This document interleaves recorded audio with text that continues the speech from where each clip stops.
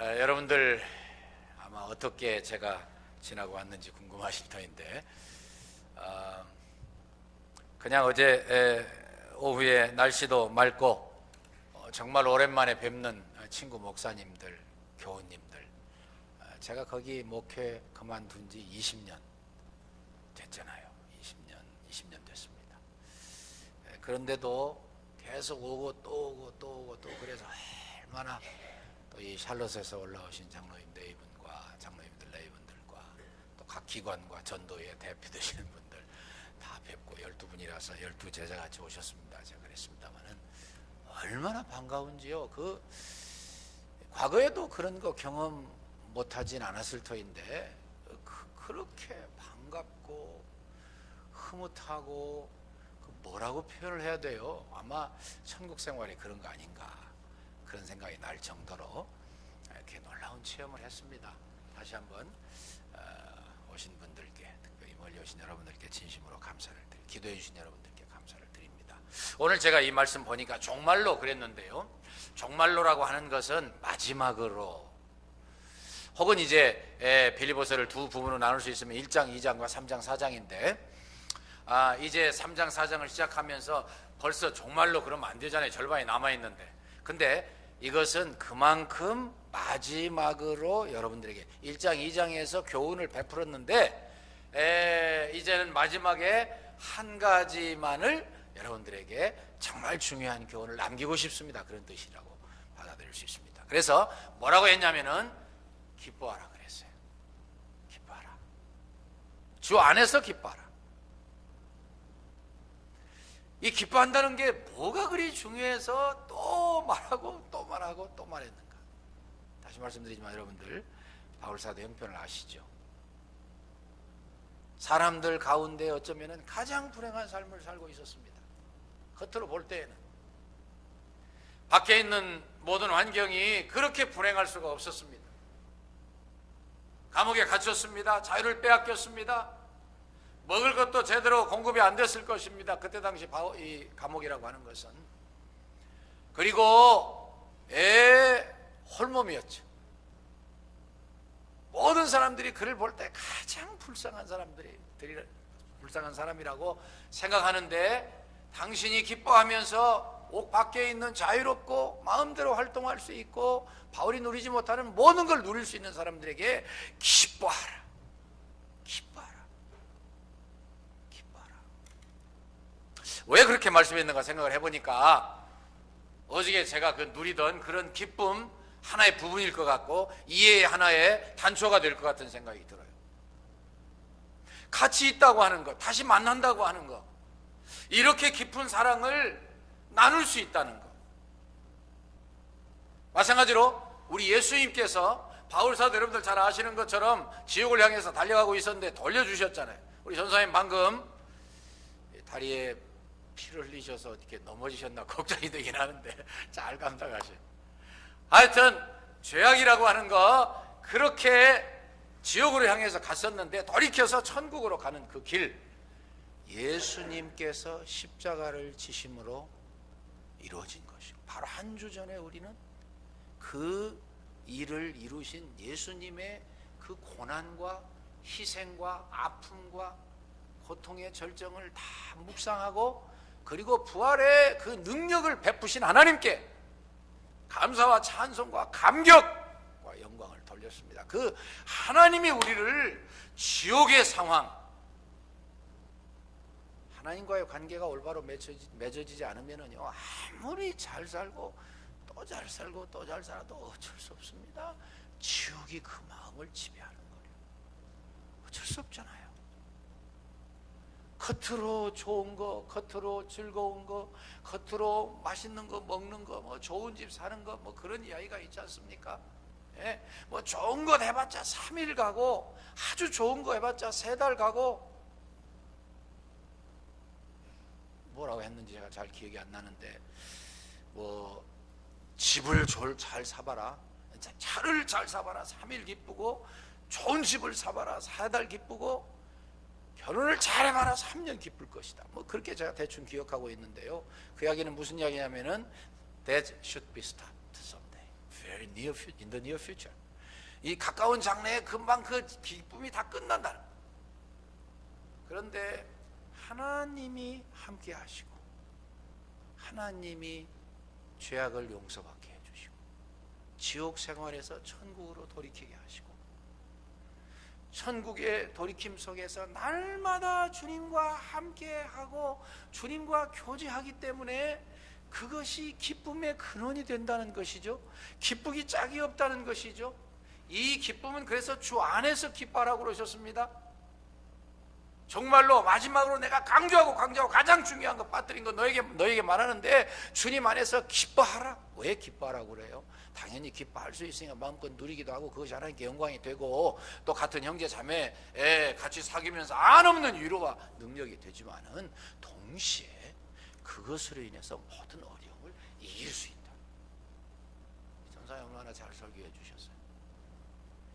구원받고 용서받고 하나님과 하나 되어서 믿음으로 살고 기쁘게 살고 하는데도 불구하고 계속해서 죄의 유혹을 받고 우리는 아직도 부패한 성품이 다 성화되지 아니한지라 그것으로 인해서 계속 유혹을 받고 잘못하면 그저 긴장을 풀고 있으면 좀 더 조심하지 아니하면 금방 죄짓고 하나님과 관계가 멀어지고 먹구름이 끼기 때문에 기쁨의 그런 대신은 예수님으로부터 멀어질 수밖에 없다.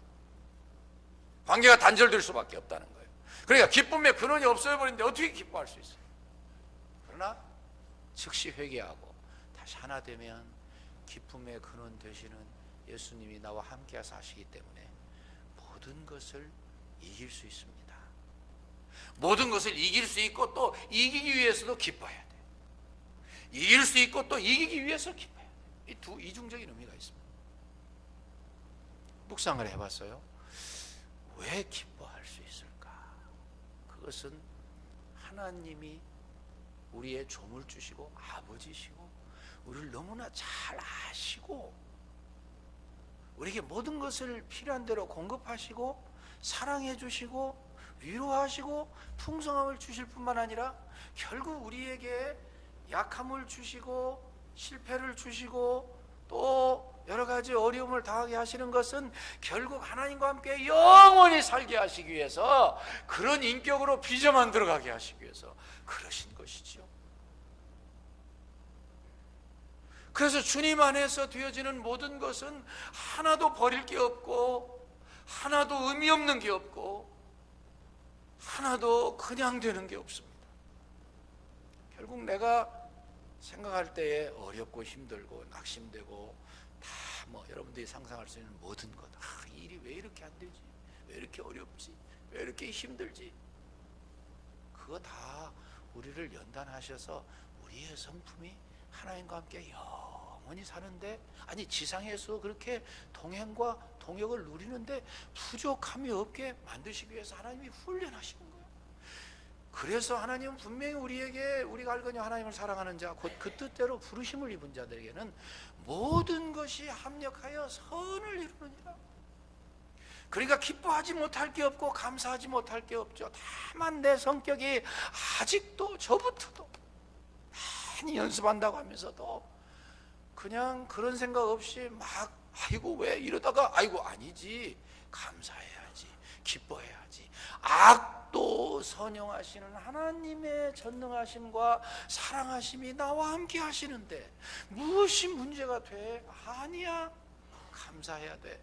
야고보서 1장 3절 5절을 특별히 생각하면 내 형제들아 너희가 여러 가지 시험을 만나거든 온전히 기쁘게 여기라. 이는 너희 믿음의 시련이 인내를 만들어내는 줄 너희가 알미라. 인내를 온전히 이루라. 이는 너희로 온전하고 구비하여 조금도 부족함이 없게 하려 함이라. 뭐 하는데 부족함이 없어요? 하나님과 함께 살아가시는데, 하나님과 함께 천국에서 영원히 살아가게 하시는데, 그 사랑을 나눈다는 게 그렇게 즐거운 거를 또 어저께 너무 뭐 표현이 제대로 되는지 몰라 가슴 시리도록 누렸어요. 사실 뭐 다시 말씀드리지만 먼 곳에서 오신 분들 뿐만 아니라 그쪽에 가족들도 뭐 시애틀에서 무슨 뭐 LA에서 뭐 그거 뭐 사랑이 아니면 올 필요가 없죠. 근데 오랜만에 정말 오랜만에 어떤 분들은 진짜 20년 만에 만났어요. 교인들 와가지고 그렇게 나누는 사랑이, 그래서 제가 다시 깨달았습니다. 그러니까 정말 앞으로도 물론 뭐 여러분들도 그러시고 제가 앞장서 당연히 해야 되지만은, 그러니까 더 즐거워하는 자들과 함께 즐거워하고 우는 자들로 함께 울고 어려움 당하는 분들에게 같이 있어야 되고, 특별히 환난 당한 분들에게 위로가 되고 격려가 되고 조그마한 힘이라도 어찌든지 베풀어야 돼. 이것이 이렇게 중요하구나. 깊이 더 깨달았어요. 뭐 이제야 철든 것 같이 죄송한 말씀이지만 사실이에요. 제가 무슨 설교인지 여러분들 궁금할까 해서 한마디만 해드릴게요. 그저께 아니라 그저께 목요일 날 저는 이제 좀 마일리지 가지고 이렇게 자꾸 좀 즐겁게 쓰는 경향이 있어서, 오늘 또 뭐 비행기 안에서 신청하면은 3달에 1,000불만 쓰면 4만 마일 준다고 해서 얼른 신청했어요. 근데 하여튼 이제 새벽에 갔지 않습니까? 내리니까는요, 같이 가신 분들 다 아시는데 여기보다 철이 조금 늦거든요. 곳곳에 뭐 막 그 벚꽃, 개나리, 목련, 또 윌로우 트리라고 하는 그런 거 뭐부터 시작해서 뭐 수선화, 이 히아신스 뭐 할 거 없이 뭐 어찌 참, 하나님께서 정말 이런 아름다운 자연을 주시고 우리에게 권유하시는구나. 내 사랑하는 자야, 일어나서 함께 걷자, 함께 걷자, 함께 걷자. 그래서 거기에 착안을 해서 설교를 했어요. 진짜 본문도 그렇고요. 이 봄 시간이 어쩜 이렇게 딱 맞아요. 성지에서도 마찬가지입니다. 이 우기를 10월 말부터 3월 말까지 지내고 나면은요, 건조했던 6개월 땅이 다 말라붙었던 게 6개월 동안 다 새로워져 가지고 풀이 쫙 나고 꽃이 피고 열매가 맺고, 물론 이런 열매들이지만 무화과나무, 그리고 새들이 노래하고요. 그 아름다운 아가서 2장의 10절부터 나오는 그 모습이 신랑이 신부를 초청하지 아니하면 안 되는 그 너무나 아름답고 멋있는 광야. 거기에서 신랑 되시는 우리 예수님은 신부된 우리를 향해서 내 사랑하는 자야, 일어나라, 함께 걷자, 함께 걷자. 바로 그것이 결혼의 주제로서 제가 격려를 했습니다. 우리 주님이 우리를 초청하시는데 어떠한 길이냐? 사랑과 번영의 길, 믿음과 승리의 길, 희망과 꿈과 비전의 길. 뭐라고 그러셨으니 우리 다 힘있게 걸어가자. 어떠한 상황이 있어도 우리를 그토록 사랑하신 우리 예수님을 잊어버리지 말고, 결혼의 모든 질문이 생길 때마다 나에게만 묻지 말고, 상대방의 이 배우자에게만 묻지 말고, 카운슬러만을 찾지 말고 주님께로 나와서 하나님의 위대하심을 완성하자. 오늘 이 말씀 보니까 정말로 형제들아, 주 안에서 기뻐하라. 너희 같은 말을 쓰는 것이 내게는 수고로움이 없고 너희에게는 안전하니라. 이건 내가 다시 써도 내가 그렇게 수고할 거 하나도 없어. 필요하다면 내가 자꾸 쓸 거야. 왜? 너희들에게 절대적으로 필요한 말씀이기 때문에. 너희에게는 안전하다. 너희도 지금 밖에서 한없는 핍박을 당하고 어려움을 당하고 가난을 맛봐야 되고 소외감을 당해야 되고 여러 가지 불이익을 만나는 줄 안다. 그러나 기뻐하라. 왜?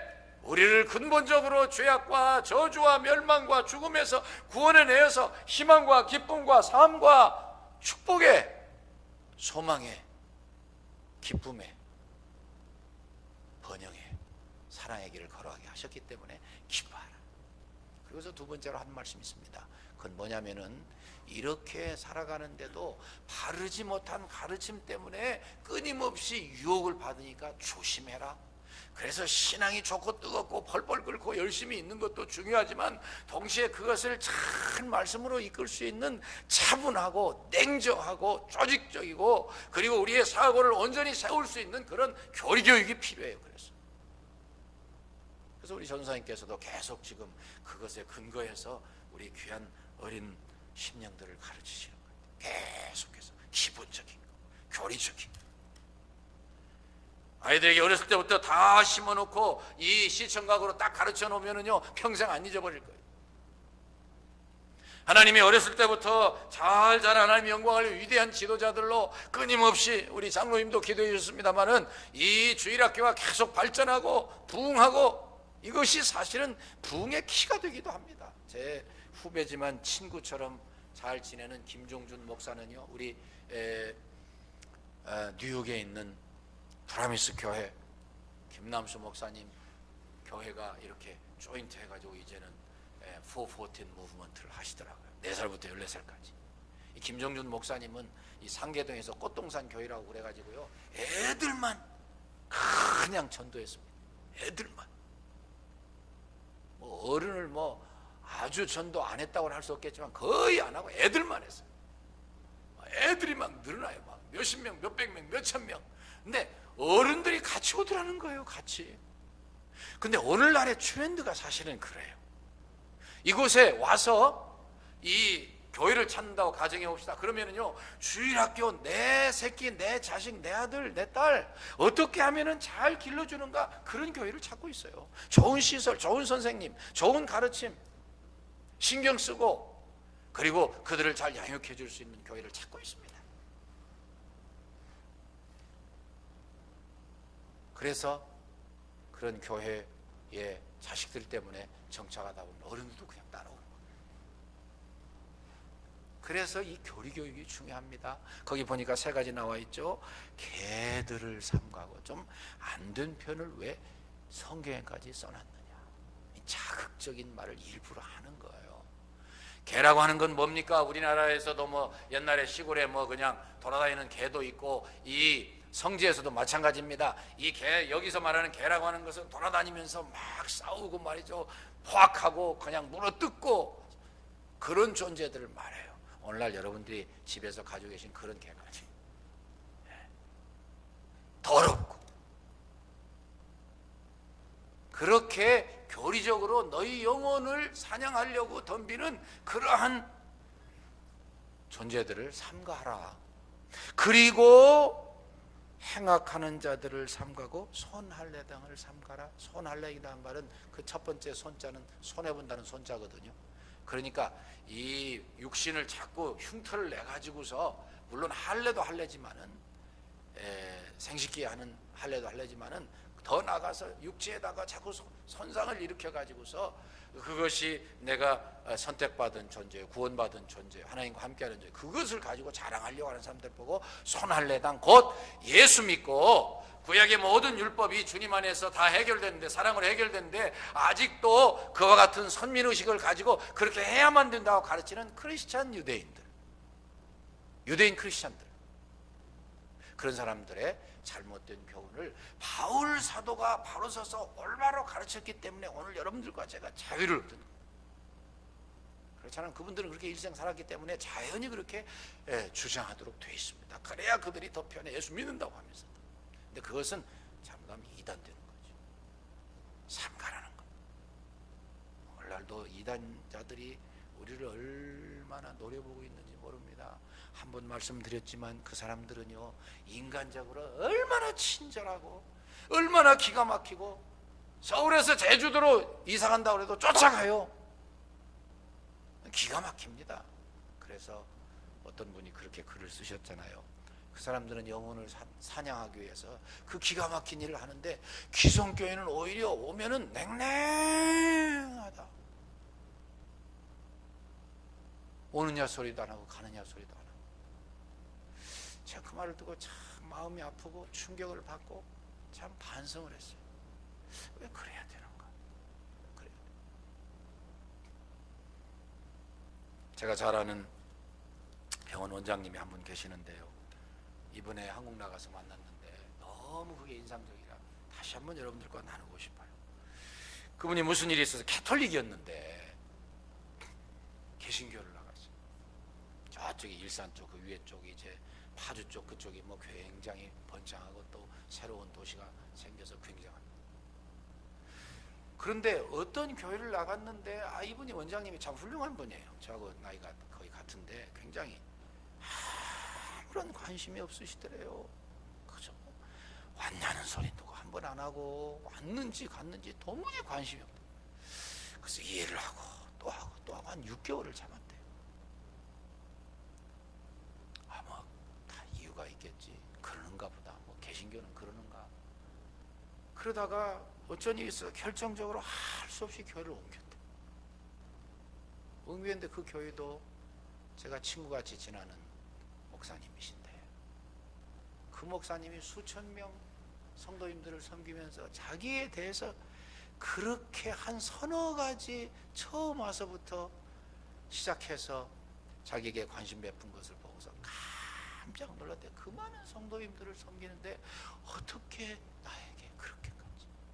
좀 늦게 들어오니까 나중에 나가는데 인사하면서 아유 우리가 파킹장이 충분치 못해서 주차를 하고 힘드셨죠. 다 가라고.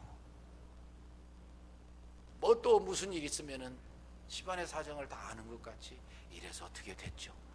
3번인가 4번인가 해야지 양반이 감탄을 하고 그냥 아예 여러분들처럼 그렇게 잘하시는 것 같아요. 때에 따라서는 한마디가요 병을 치유합니다.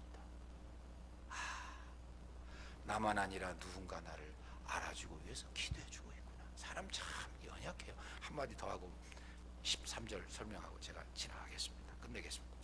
하나님의 성령으로 봉사하며 그리스도 예수로 자랑하고 육체를 신뢰하지 아니하는 우리가 곧 할례당이라. 진짜 할례당은 뭐냐? 성령님으로 봉사하고 그리스도 예수로 자랑하고 육체를 신뢰하지 아니하는 것이다. 다시 말하면은 아까 장로님 기도해 주신 것처럼 신령과 진정으로 예배드릴 뿐만 아니라 그 예배가 우리의 24시간 그리고 일주 7일의 생활이 예배니까요.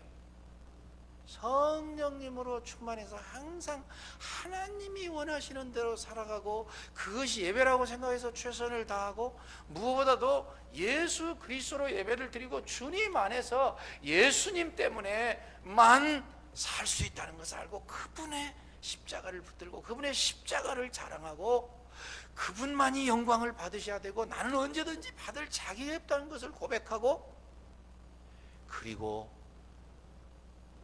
나의 육체를 의지하지 아니하는 게 진짜 할례당. 그래서 참된 예배를 드릴 수 있고 그것이 곧 마지막으로 부탁한 온전한 기쁨을 얻는 방법이다. 그 말씀입니다. 누구라도 다 자랑하고 싶고 누구라도 뽐내고 싶고 여러분들이나 저나 계속해서 노력하면서도 자랑을 하다가도 사랑은 자랑하지 않는다고 그랬는데 이거 상대방에게 혹시 마음에 부담을 줬을까 자꾸 생각하고 우리 다 그러잖아요.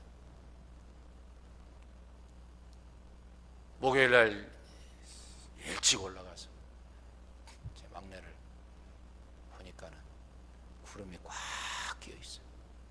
그런 모습 거의 안 보이는데 명랑하고 적극적이고 진취적이고 무엇이라도 해낼 수 있을 것 같고 여자애가 어떻게 뭐 그냥 선생인데 한 3, 4년 전인가는 무슨 유교 훈련 같은 거를 뭐 받도록 훈련 받는데 제가 그거 받으러 왔으면 제가 놀랐어요. 뭐 여자애가 저도 아직도 성차별적인 생각을 하고 있죠. 여자니까 더 해야죠. 하여튼 놀랐는데 구름이 뭐 오랜만에 만났는데 하나 반갑지도 아니하고 뭐 그냥 그래서 깜짝 놀라서 얘가 왜 이러나 왜 이러나.